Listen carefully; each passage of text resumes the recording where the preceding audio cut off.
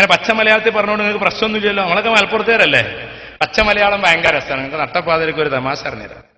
പണ്ടൊരാള് കുഞ്ഞാലിയാക്കാന്റെ പീടി കയറിയിട്ട് ചായ കുടിക്കാൻ വേണ്ടി കയറിയതാണ്. അപ്പോൾ അവൻ പ്രസംഗിക്കാനൊക്കെ ഒരു പോണ ആളാണ്, ഭയങ്കര ഭാഷ ഉപയോഗിക്കുന്ന ആളാണ്.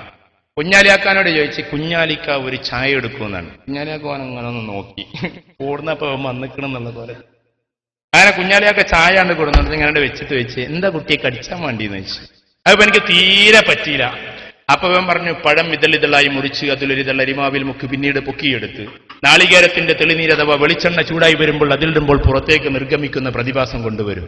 കുഞ്ഞാലിയാക്ക ചിജിപ്പ എന്തേപ്പി പറഞ്ഞതെന്ന് വെച്ച്.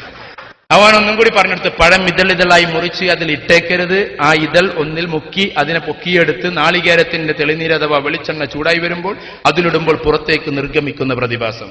കുഞ്ഞാലിയാക്ക അൽമാറങ്ങനെ ചൂണ്ടിയിട്ട് ചിജി പറഞ്ഞത് ഇതിന്റെ ഉള്ളിലുണ്ടോന്ന് വെച്ചു. ആ പറഞ്ഞിട്ട് ആ രണ്ടാമതിരിക്കുന്ന വസ്തുവാണെന്നാണ്.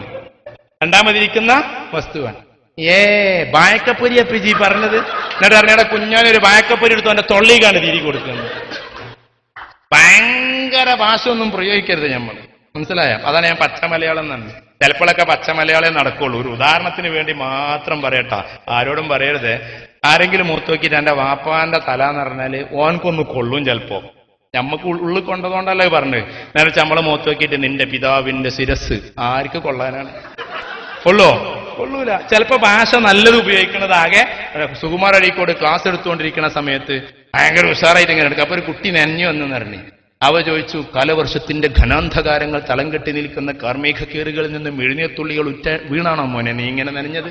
അവ കുട്ടിയാണ്, എല്ലാ മാസ്റ്റർ ഞാൻ മഴ ഉണ്ട് നനഞ്ഞതാണ്. അപ്പൊ സാധാരണ ഭാഷയാണ് ഏറ്റവും